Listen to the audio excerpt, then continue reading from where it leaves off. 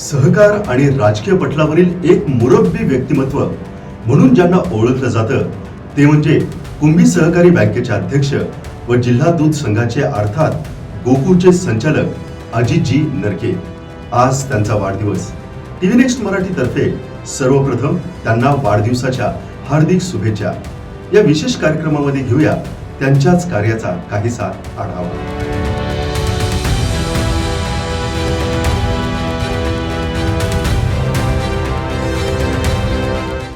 राज्याच्या सामाजिक आणि आर्थिक जडणघडणीत सहकार चळवळीचं योगदान हे महत्त्वपूर्ण असतं, ते कोणीही अमान्य करणार नाही। ग्रामीण विकास आणि तेथील अर्थव्यवस्थेचं बळकटीकरण हा त्याचा मुख्य हेतू। विशेष म्हणजे या चळवळीमुळेच राज्यात आणि देशपातळीवर नेतृत्वाची एक फळी उभारली, कारण या चळवळीमागं एक तात्विक आणि वैचारिक बैठक होती। ती म्हणजे सहकारी संस्थांना बळ देऊन त्या माध्यमातून समाजातील तळागाळातील शेवटच्या घटकाला आर्थिक सक्षम करणं।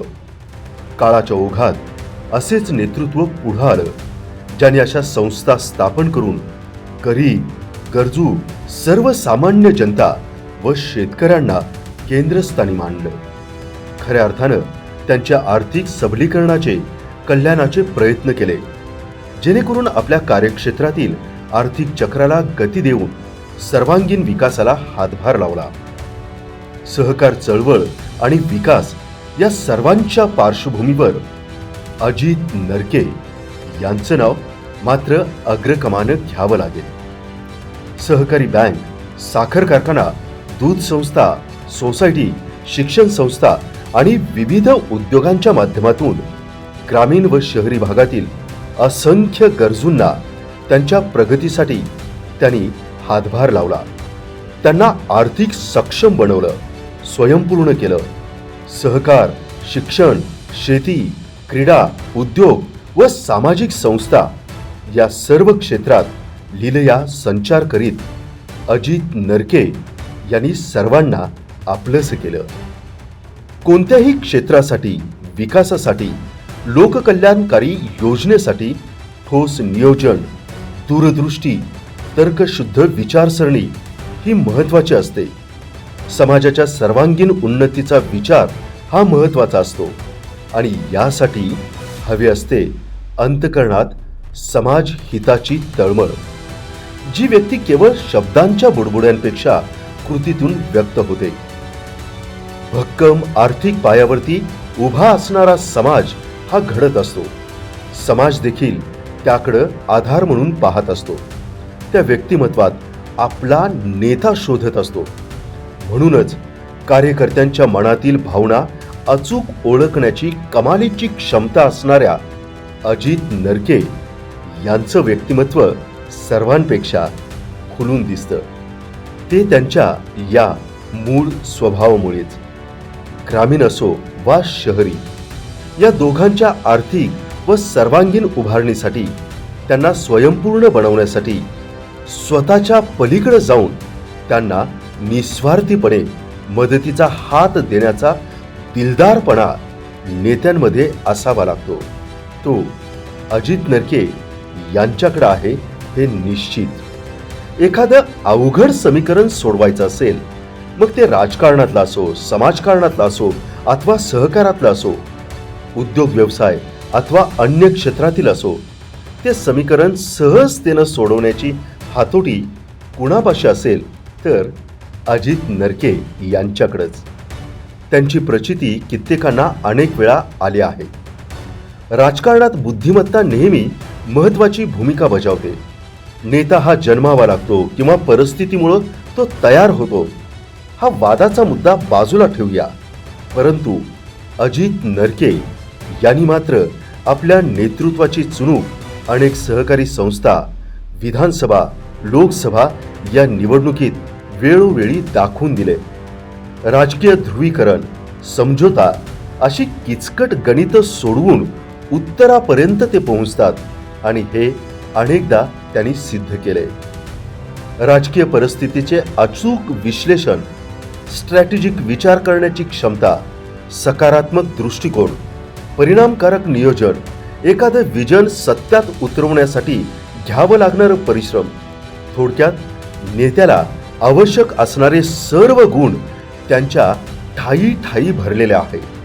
अजित नरके यांच्या वाढदिवसाच्या निमित्तानं त्यांच्या बुद्धिमत्तेचा प्रतीक म्हणून एक बाब निश्चित नमूद करावी लागते, आणि ती म्हणजे या चलाक राजकारण्यानं विद्यार्थी दशेत 12वीच्या बोर्डाच्या परीक्षेत फिजिक्स सारख्या क्लिष्ट विषयात चक्क 100 पैकी 100 गुण पटकावले. कारण ज्या विषयात त्यांनी पैकीच्या पैकी गुण मिळवलेत ते भौतिकशास्त्र म्हणजे असं आहे तरी काय. वास्तविक या विषयामध्ये निरनिराळ्या नैसर्गिक बलाचा, दबावाचा अभ्यास केला जातो.